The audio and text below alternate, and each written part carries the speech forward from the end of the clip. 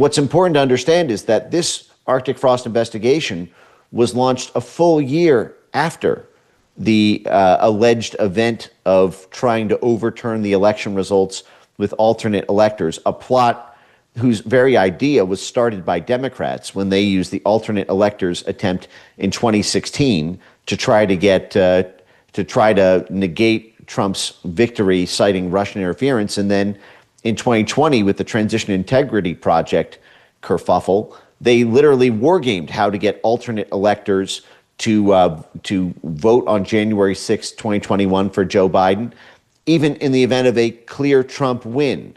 This is in their own manual, which was wargamed by no less than John Podesta himself, the campaign manager for Hillary Clinton, and who would go on to be the White House climate czar in charge of a $375 billion slush fund for his cronies.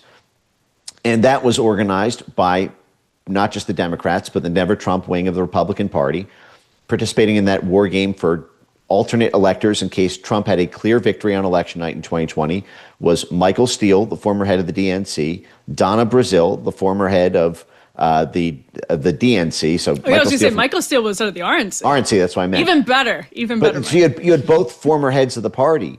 Michael Steele, whose group was knocked out by Trump when Trump defeated not just the Clinton dynasty, but the Bushes in 2016. So even if this thing, Arctic frost, was a crime, the FBI should have been going after the highest level Democrats.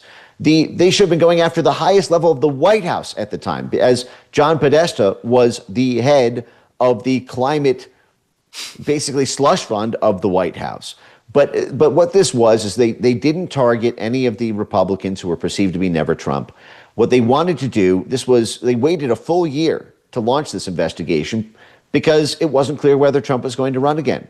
But once it became clear that he was going to run again, they needed a broad sweeping apparatus to spy on the campaign and in order to put pressure on every node in the MAGA affinity network in order to politically neutralize them.